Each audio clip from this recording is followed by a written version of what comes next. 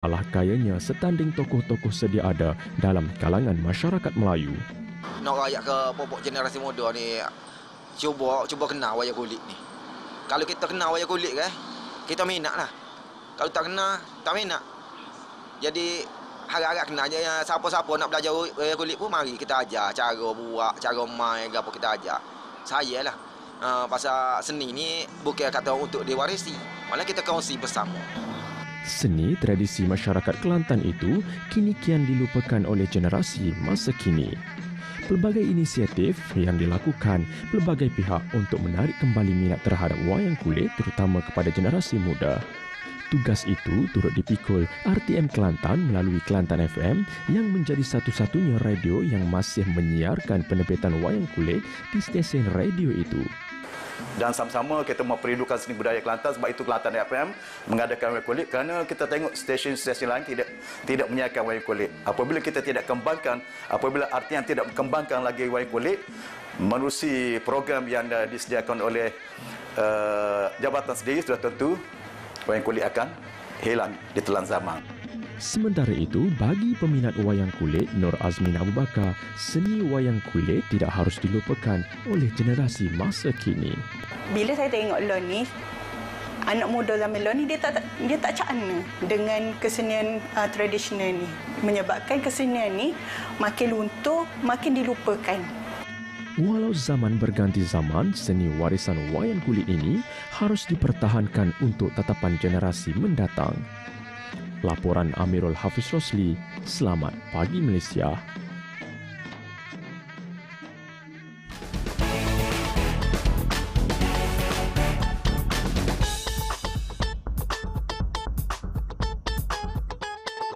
Okey penonton, inilah keindahan pemandangan dari udara kami bawakan kepada anda untuk lokasi yang ke-37 siaran Selamat Pagi Malaysia di negeri Kelantan pada hari ini.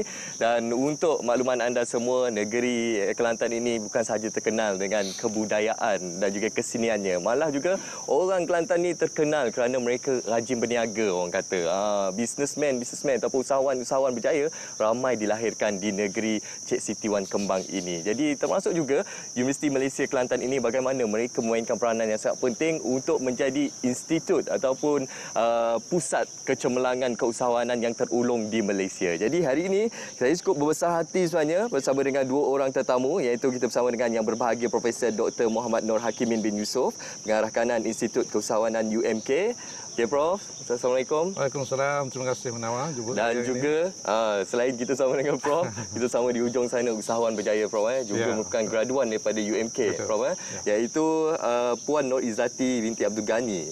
Jadi kita nak terima kasih sama kami pada hari ini. Banyak sebenarnya kita nak ketahui berkenaan dengan elemen keusahawanan khususnya yang berada di UMK ini. Mungkin untuk permulaan Prof boleh cerita sedikit berkenaan latar belakang Institut Keusahawanan UMK ini. Okey. UMK bermula pada tahun 2007 lah. Operasinya dimulakan 2007 dan pusat keusahawanan masa itu adalah di bawah Institut Perusahaan Kecil dan Sederhana ataupun ISMI, Institute for Small Medium Enterprise. Berdasar kepada perkembangan semasa dan keperluan semasa, aktiviti keusahawanan perlu diperkemaskan. Maka pada tahun 2013 UMKI ni, Universiti Malaysia Kelantan Entrepreneur Institute ataupun ringkasnya UMKI ini ditubuhkan. Jadi untuk memperkasakan lagi dan untuk memperluaskan skop, bukan setakat untuk pendidikan keusahawanan saja, tetapi merangkumi research, penyelidikan, konsultasi, training. Daripada situlah bermula 2013 itu UMKI ini mula bergerak aktif untuk memastikan aktiviti keusahawanan di UMK dibuat seperti mana yang dirancangkan. Okey.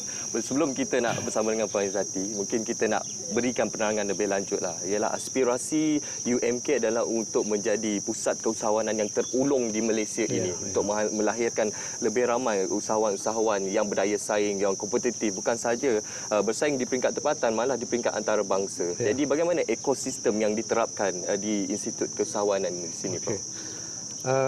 Ekosistem kita bermula pada hari pertama lagi. Pelajar bila berdaftar dengan UMK, mereka perlu melalui satu ujian lah. Kita bagi dia set of question, kita nak nilai atribut keusahawanan yang ada pada pelajar. Dan ini untuk memastikan kita boleh design, kita boleh rangkakan program yang bersesuaian.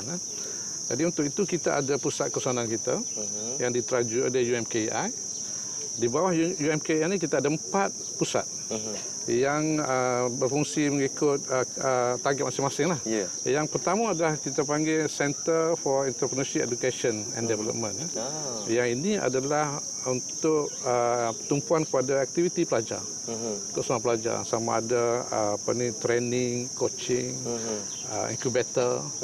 Kemudian di bawah itu juga kita adakan competition di bawah CED. Kemudian bila pelajar ni grad, kita tak tinggalkan mereka sendirian. Di mana yang kita ada ni, kita ada ISME, Institut Perusahaan Kecil dan Sederhana, Institute for Small Medium Enterprise. Mereka ini akan susur. ISME ini bukan tumpuan kepada pelajar saja, tapi kepada usahawan yang sebenar kat luar tu. Kita adakan, kita sediakan khidmat konsultasi, coaching, training, dan beberapa projek penambahbaikan kita dapatlah daripada beberapa agensi. Kemudian untuk dari segi untuk kita tangani perkembangan semasa ni, sekarang ni bisnes kan kita perlukan pada teknologi pendigitalan. Kita ada satu center kita panggil Ignite Venture Lab. Yang ni khusus untuk kita promote digitalization dalam perniagaan. Dan kita bina apps pelajar-pelajar kita lah dengan bantuan mentor-mentor, bina apps, dan kita dah ada beberapa apps yang dapat minat daripada pihak luar untuk invest. Dan akhir sekali, kita tak boleh tinggal dari segi akademik pendidikan. Kita ada Global Entrepreneurship Research Innovation. Yang ni kita tumpu kepada pendidikan. Kita bina case study untuk pengajaran. Kita collaboration dengan industri untuk dapatkan input-input supaya kita boleh gunakan dalam kita design kurikulum kita. Okey, itulah gambaran ekosistem yang diaplikasikan, yang diterapkan di Institut Keusahawanan UMK ini, bagaimana untuk melahirkan usahawan-usahawan yang berjaya, yang kompetitif dan berdaya saing. Dan salah seorang di Jong sana tu, wow, saya sebelum kita live tadi, kita dah sempat bertemu bual sikit-sikit lah kan.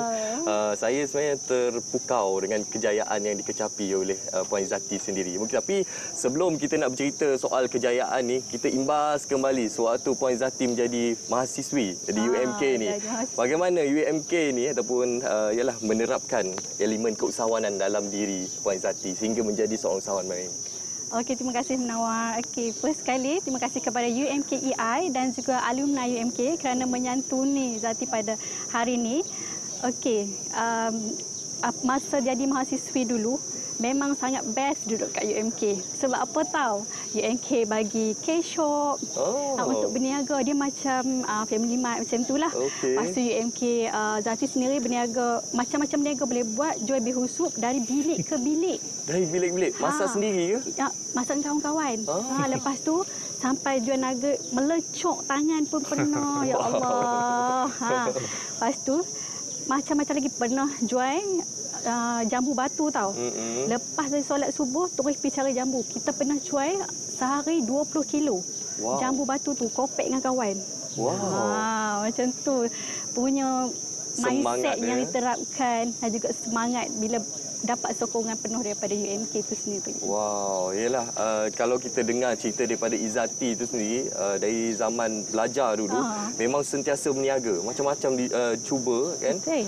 Tapi kalau kebiasaannya, kalau kita lihat, kalau jiwa berniaga tu biasaannya diwarisi daripada mak ayah. Macam Izzati pula bagaimana? Memang ada jiwa berniaga tu?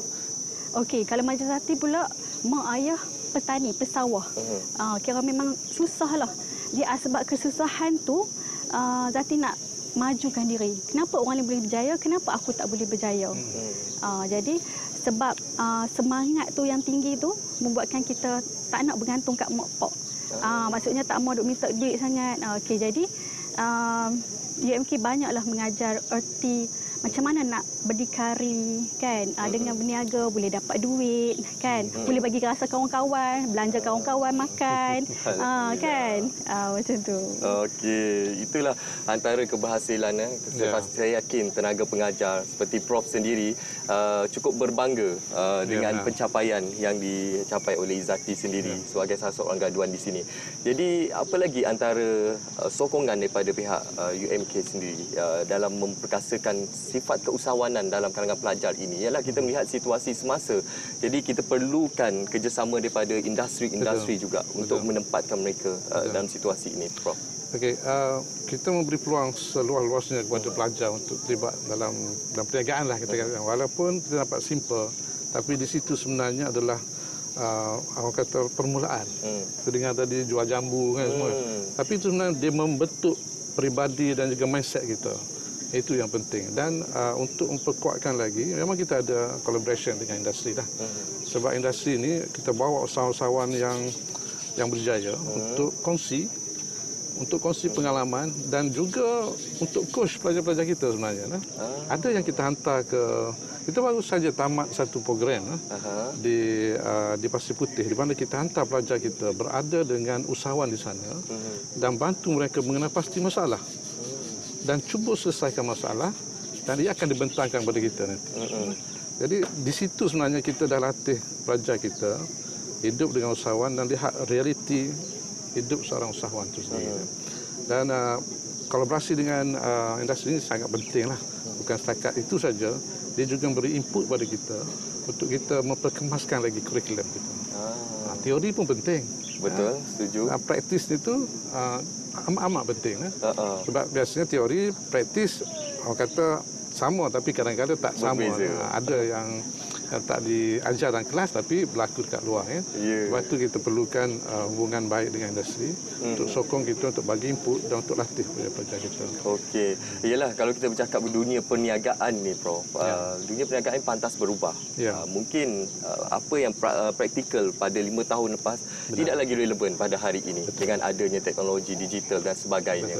Iyalah, bagaimana kita nak mempraktikkan satu perkembangan ilmu moden yang lebih kreatif dan juga pemikiran yang kritis khususnya dalam bidang keusahawanan ni dalam kalangan para pelajar di sini. Itu dalam kurikulum kita masukkan satu modul iaitu design thinking, inovasi supaya mereka ni peka dan mereka tahu dunia perniagaan ni sangat dinamik. Dan tidak ada satu yang boleh orang kata boleh bertahan lama. Dan dia akan berubah dan mereka perlu adapt kepada perubahan itu. Jadi pelajar kita ni dia tahu macam contohnya sekarang daripada manual dia kena COVID, dia melalui zaman COVID. Dan bagaimana Izzati survive zaman COVID dan amat kreatif lagi. Kalau boleh kongsikan, amat kreatif sekali bagaimana survive masa COVID. Supaya untuk menjamin bukan saja operasi berjalan, tetapi mereka-mereka yang bergantung pada syarikat pekerja, yang ekonominya bergantung pada syarikat ini dapat survive dengan masa. Itu yang ingin kita kongsikan kepada penonton pada hari ini, iaitu inspirasi kejayaan daripada Izzati sendiri sebagai lepasan ataupun graduan daripada UMK ini. Mungkin ada cerita-cerita, liku-liku perjalanan sebagai seorang usahawan. Ialah sebelum bergelar seorang usahawan yang berjaya pada hari ini, cabaran tu bagaimana pada awal? Okey, pada awalnya cabaran memang sangat dahsyat lah. Awal-awal tu sebab saya bermula daripada bawah. Jadi buat ni dengan hanya perca kain tudung. Perca kain tudung buat untuk jadikan hand sock. Okey, untuk jadikan hand sock supaya dapat membantu ramai muslimah dekat luar sana untuk tutup aurat dengan lebih sempurna. Okey, jadi masa macam Prof sebut tadi waktu COVID, betul memang sangat getih waktu tu sampai kita fikir macam mana kita nak operasi sedangkan COVID kan dia kena tutup semua. So saya ambil peluang tu di mana nak buat tak PPE. Oh okey boleh. Dan masa yang sama kita buat yang tu dan juga boleh operasi kita punya kedai lah. Jadi tukang jahit kita ada dalam lebih 13 orang. Boleh jahit juga sambil-sambil tu. Dan masa tu kita all out mesin jahit tu terpaksa hantar dekat rumah depa. Sekarang semua kena tutup. Jadi creative thinking yang Prof kata tadi tu, macam mana kita nak handle the situation kan. Betul. Supaya kita boleh ada duit masuk kan. Macam tu. Dan kalau tadi katanya bermula dengan ibu, hanya bersama dengan ibu, kemudian berkembang kepada 13 orang pekerja. Sekarang ini berapa ramai pekerja? Sekarang dah alhamdulillah dah ada 30 orang yang terdiri daripada ibu-ibu tunggal. Sebab Nurbella ni berada di kawasan luar bandar. Kawasan luar bandar yang view dia sangat cantik dengan ada sawah padi semua. Kan. Jadinya dia kita membantu ibu-ibu dan juga anak-anak muda dekat situ yang lepasan ijazah tak tahu nak pergi kerja kat mana. So dia macam jadi life coach yang muda-muda ni, bahagian operation, marketing, content creator, macam tu. Okey, Prof, kita ada ruang masa sikit saja, Prof. Mungkin ada sedikit kata-katalah kepada anak-anak muda, mungkin pelajar lepasan SPM, kenapa mereka perlu memilih belajar di UMK ini, keunikan pendekatan yang berbeza yang ditawarkan. Di UMK kita bukan setakat berikan secara teori, dan teori kita pun agak berbeza. Tempat lain kita lebih sikit. Tak kira disiplin apa, fakulti apa, semua wajib ambil 9 kredit, 6 hingga 9 kredit lah subjek keusahanan. Kita nak bagi foundation yang kuat kepada pelajar-pelajar kita, dan peluang untuk menjalankan perniagaan, untuk bergerak dalam aktiviti keusahanan sangat luas sekali. Dan kita ada testimoni kejayaan pelajar-pelajar kita, dan modul yang kita apply ni kita sangat berkesan lah untuk melahirkan seorang pelajar. Alhamdulillah. Terima kasih kita ucapkan kepada kedua-dua tamu kita. Yang berbahagia Profesor Dr. Muhammad Nur Hakimin bin Yusof, Pengarah Kanan Institut Kesusahanan UMK, dan juga Puan Nur Izzati binti Abdul Ghani, Graduan Usahawan. Dan kami doakan selepas ini lebih ramai lagi usahawan-usahawan berjaya seperti Izzati sendiri yang lahir daripada Institut Keusahawanan ataupun graduan daripada Universiti Malaysia Kelantan ini. InsyaAllah. Itu yang akan kita nantikan, Prof. Okey, sekarang ini kita bukan bertiga saja dekat sini, tapi dekat sebelah sana kita ada demonstrasi craft yang sangat unik, yang sangat terkenal dan juga boleh kata dekatlah dengan identiti orang Kelantan. Jadi terus bersama dengan Liz sana. Baik, terima kasih Munawar. Dan kalau penonton sebenarnya nak tahulah kan, selain daripada kita ada kawasan di Teniak ini, ada kawasan rumah yang sangat cantik, tapi kita juga